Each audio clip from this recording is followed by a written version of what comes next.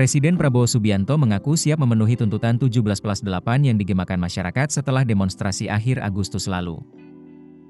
Namun demikian, sebagian tuntutan tersebut masih perlu diperdebatkan kembali.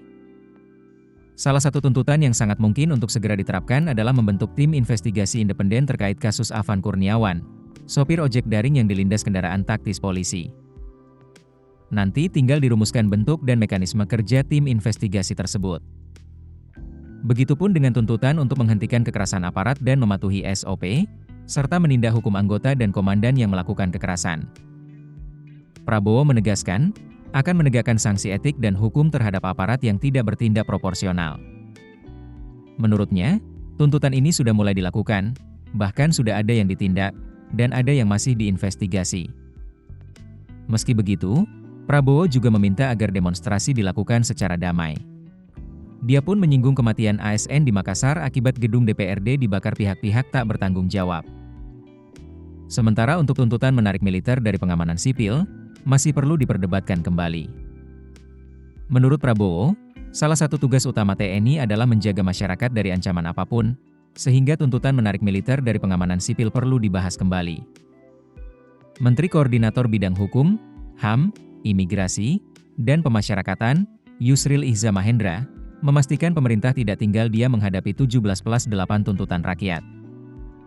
Dalam waktu dekat, pemerintah akan mengambil langkah konkret menjawab berbagai persoalan yang menjadi sorotan masyarakat.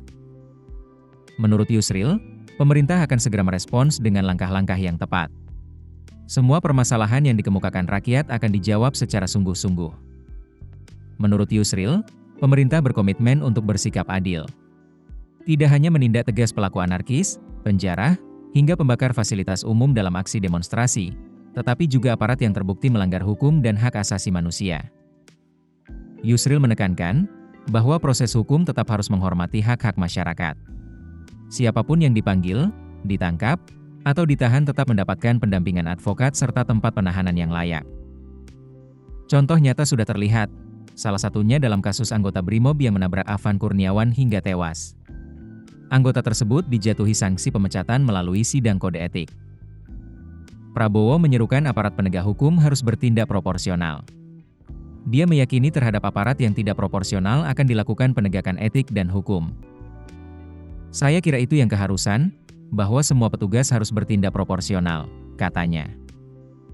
Kalau tidak bertindak proporsional, petugas juga harus bertanggung jawab.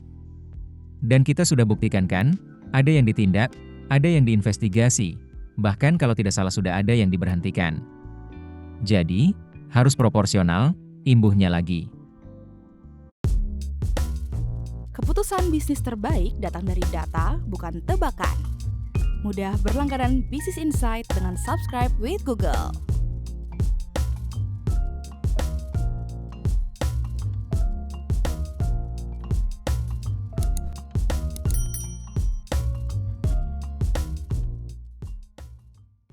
Download aplikasi Kontan sekarang di App Store atau Play Store.